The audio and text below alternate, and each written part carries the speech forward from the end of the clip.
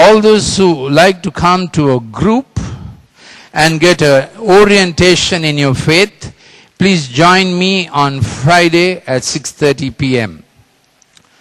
So I'll be there. Willem will be there. Will you put your hand up, Willem? We are all friends really for how many years?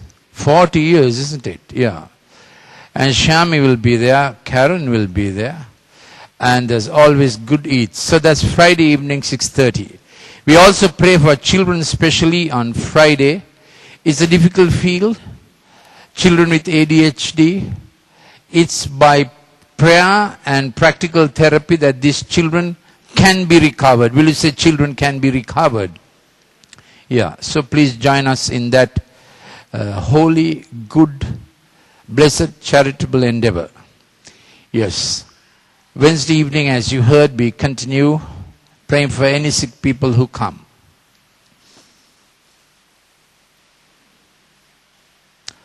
One more clarification about Apostle Naomi. Not only has she really raised up the Church of Singapore to such a standard, she has worked in Chennai with the largest church congregation in Chennai, which is the superintendent of the Assemblies of God, all India, Pastor Mohan. And we have seen how in a Asian context, as you know, Singapore is quite a Western context, but both in Chennai and in Andhra Pradesh, this lady has so worked and gone so many times with this intent of changing a city, intent of changing an area or nation. So she is coming to our nation. We should be all there to receive her and receive the blessing and the impact of a well-lived life. Will you say well-lived life? Isn't it? When a life is going over 70, it's God's bonus. Anyone going over 70? Anyone? Yes, it's God's bonus. Shall we give a hand clap to those who are going over 70? Okay. Anybody who hopes to go over 70? What do you mean? Better hope to go over 70. Yes. Try 70 and then go for more. That's usual advice for students. Try for a distinction, you may end up with a credit pass. Try for a credit pass, you may end up with a ordinary pass. Try for an ordinary pass. So, today we are going to look at living as God's community. Will you turn to your neighbor and say, I'm so happy I'm God's community. I'm not only Sri Lankan, I'm God's community. I'm God's community. Living as God's community. It's a vast subject, but in 30 minutes, let me try to give you a gist of it.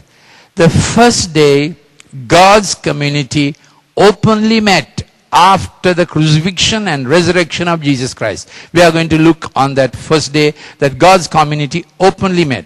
Before that, they were meeting in secrecy because they were fearful. You remember, even on the eve of the resurrection, they were meeting in secrecy. They were in a room, 120 people, first 12 people huddled together, and then the Lord came and said, I'm going to send you the Holy Spirit. I'm going to send you the gift of the Holy Spirit. He showed that He is in fact risen, and they were waiting for Him for 10 more days, and He came to them. This is His coming and how they became public quite unexpectedly.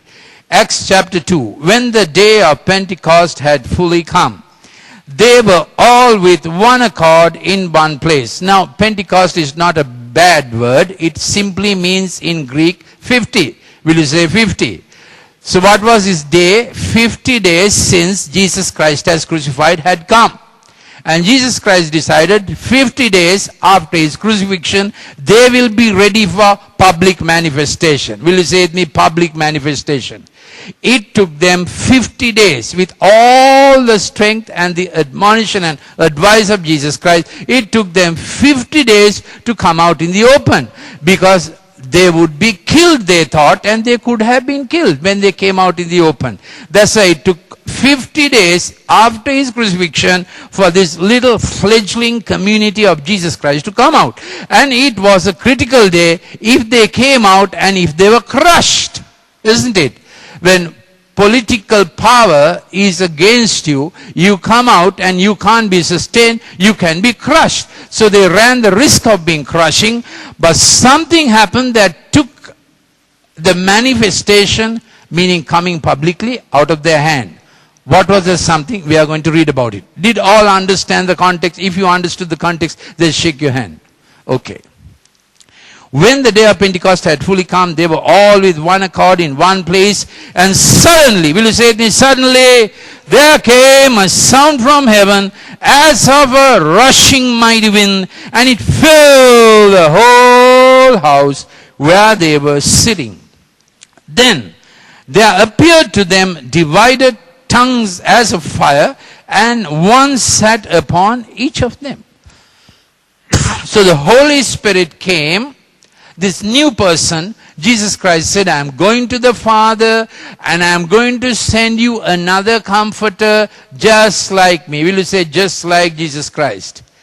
So if you have been lamenting what a difficult time we live in, wish we were living in the time of Jesus Christ, wished he took us on the Sea of Galilee in a boat ride, he himself, he said, I will send someone just like you, not only to the Sea of Galilee, but even to the Mahavali River, into Kalani River, Kalu Ganga, Valave Ganga, Arviyaru, any other Ganga, any other river, any other territory, I will come, someone just like me, and he will be the Holy Spirit.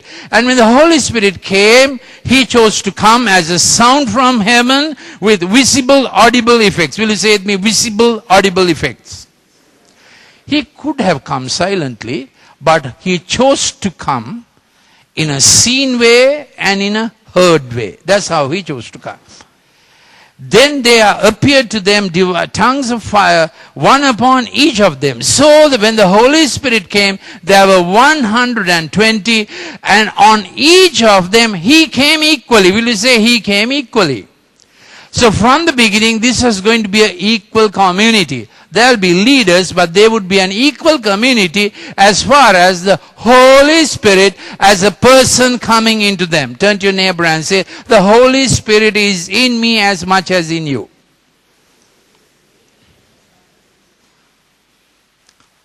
That is true. But it's a matter of how much we allow him room, the Holy Spirit, isn't it? Some people allow their dog all the room in their house. Now the Holy Spirit can have all the room in your life. Some people have domestic helps who are caged into a little rear room in your house. Though they work all the time, 24 hours, no leave, poor salaries, but they are caged into one room. I hope we are Christians, we don't do things like that. But the Holy Spirit also you can cage like that. But he is the same Holy Spirit in everyone. That's what this tells me. 120 were there. There were 11 original apostles and one appointed because Judas died. And all 120, each of them got the Holy Spirit in the same way. Say with me again, please. Each of them received the Holy Spirit in the same way. In fact, in the same measure. Because he is Holy Spirit the person. Will you say it with me again? Holy Spirit the person. He came wholly into them. Agreed? But it's a matter of how each of them would allow him room in their thoughts, allow him room in their speech, allow him room in their action, in their will, in their conscience, in their day-to-day life. You get the point? Okay. But the manifestation was the same to all. They were all filled with the Holy Spirit and began to speak with heavenly language as the Spirit gave them speech. Now that was the beginning of the community. Then Peter got up and spoke a long sermon. But he summarizes the sermon in Acts chapter 2 verse 36. It says therefore, which means when you have the word therefore, it means, now having told all these things, I want to summarize it for you, says Peter. He says, therefore, let all the house of Israel know assuredly that God has made this Jesus, will you say it me, made this Jesus, whom you crucified, both Lord and Christ. In that one statement, Peter says, Jesus Christ actually died. Say it with Jesus Christ actually died. Now in the crucifixion, they hang you between the 9 wrist bones and between your ulna and radius. Yeah, they pierce you like this and hang you like that. So those pictures that show a nail mark here is in error because you can't hang like that. Do you understand? A human body has to hang. So to bear the weight of a human body that is hanging, where was he crucified? He was crucified between these 2 bones, and there are 9 little bones, and he hung like that. Not only was he crucified, when someone is crucified, you can't breathe. He was also nailed through the bone in the foot, and you hang like that, and your whole body arches like that. Then you have to get strength from your thighs and grip the vertical pole of the cross, and you have to take in a breath and try to send it out. It's very difficult when you're hung up to send your breath out. That's how sometimes in torture, when military gets to torturing, when they hang people by their hands, unbeknown to them, people die because they can't breathe. Air fills up in the lung, heart gets congested, heart fails, pressure in the lung goes up. And when the Roman soldiers came to check whether this man will now go on breathing without dying, they came to him and they found he was already dead. But they wanted to make sure that he's dead because he was a politically important person. They didn't want to make a mistake, isn't it? It'll be a problem with the government when someone wants to be crucified dead. If he wasn't dead, what will happen? So they wanted to make sure, to please their political masters, that he was dead. How did they make sure that he was dead? They came and pierced him in his heart. And what came out? Blood and water came out because he was quite dead. For blood and water to come out, which means in his circulation has ceased. It means that the red blood cells were separated from the plasma and it came out like water, and then the clots came out. How many understood? Are you convinced that he was dead? Everybody is convinced that he was dead. Why is it important to be convinced that he was dead? Because when he was put into the tomb, you have to be convinced that he truly came back to life. That is why it's important to know that he was dead.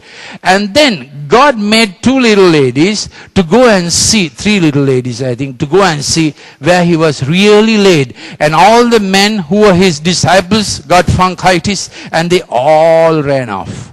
One waited till the end, but we all know ladies have more courage than men. That is why it was given to ladies to have childbirth. If not by the 28th week, the man would have said, this is too much, enough now. But the lady goes through 40 weeks, goes through birth pangs, so they are used to trouble, they are used to bearing up a lot. So these ladies went and found out exactly where he was buried. No mistake about the tomb. 1, no mistake about being crucified. Agreed?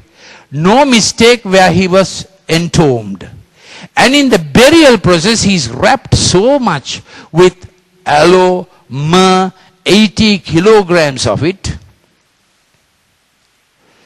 If there was anything left in him, if not the crucifixion, the burial procedure would have killed him. And they put him in a tomb, and the ladies watched. And the same ladies, first day of that week, went and saw that tomb, and the tomb was empty. So Peter is preaching now on the 50th day since his crucifixion. Therefore, let all the house of Israel know surely that God has made this Jesus, whom you crucified, both Lord and Christ. So thereafter in their life it would be seen that Jesus Christ was Lord of their life, and Jesus Christ had empowered them to rise above their sin. That's what Lord means. He's the Lord of their life. Christ means the one who was empowered.